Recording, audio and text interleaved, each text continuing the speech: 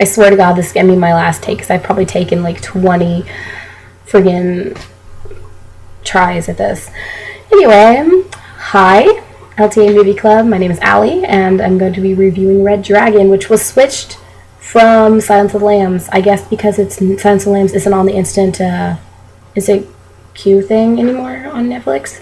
But I couldn't be more excited about this because this is one of my favorite movies out of all of them. It kind of switched between Hannibal and Red Dragon, and both for different reasons. I love them both, but I do love Jodie Foster's inward struggle in Silence of the Lambs. I think it's really interesting, but you don't really get in the movie. You don't really get as much out of her brain as you do in the book, which I'm almost done reading.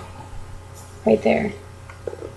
But it's awesome. It's really awesome. You gotta read it. And I was reading Red Dragon 2 for a while, but I lost it. I got like halfway through and I lost the book. But yeah, anyways. So, this plot is basically about how Will Graham catches Hannibal Lecter and how, after he almost dies, goes into retirement. He comes out of retirement because they ask him to help out with a murderer who was struck 2 times and killed 2 whole families. So they're afraid that it's going to happen again. So they say, "Hey, we really need your help. I swear it's a one-time deal. You know, you won't be in any trouble." So he's like, "Okay, well," and then he ends up having to talk to Hannibal Lecter about the case, and they kind of butt heads. Of course, Will put Hannibal in jail, prison for life, and so I'm sure Hannibal is not too happy about that. So they basically, it's really interesting because their characters are so similar yet distinctly different, and even Hannibal brings that up to Will Graham, and he says, "We're more alike than you think, Will," or something along those lines. But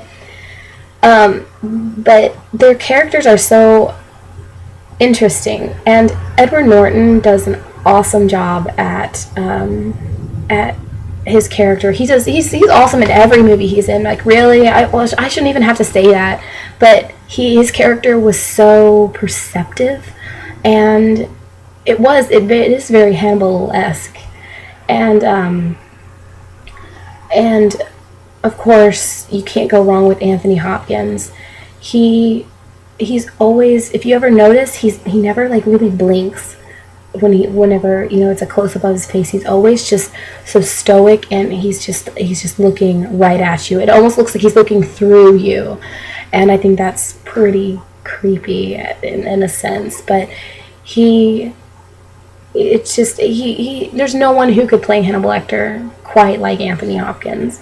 And even though I can't pronounce his name, Gaspard Ulliel, I believe, in Hannibal Rising, he did a pretty good job, but you just can't.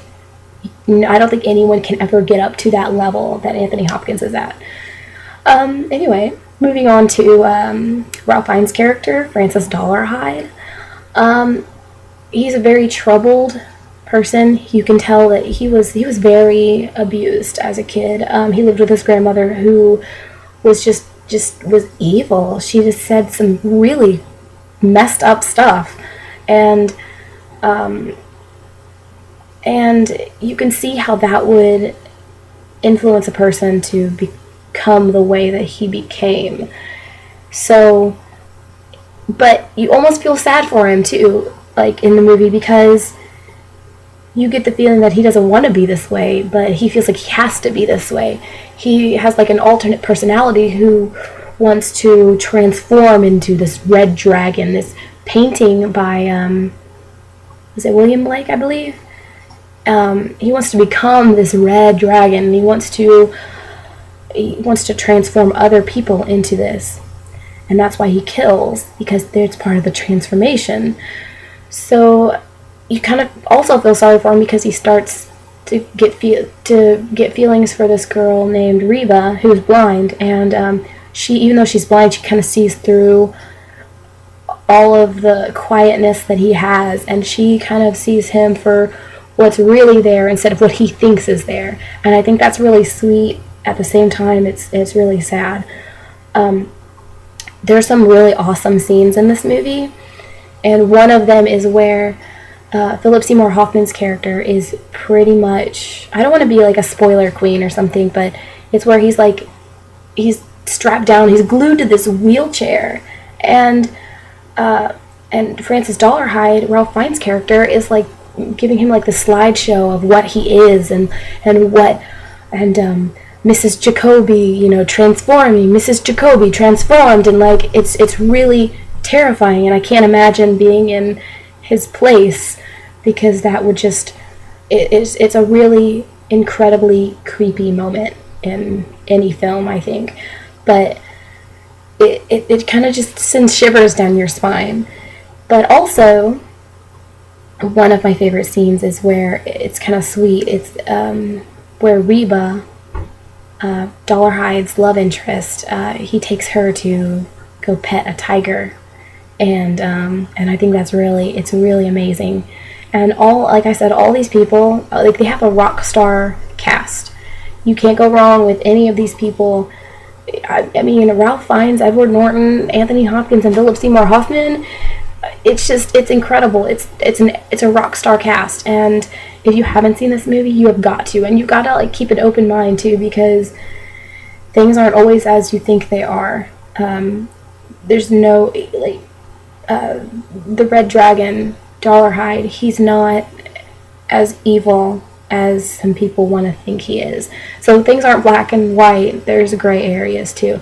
So anyways, that's my review, and I think that was my last take anyways, because I recorded like 5 times. Actually, 5 times 4 maybe, so about 20 times, and I have to go to work. Fun. So anyways, yeah, that's my review. So bye.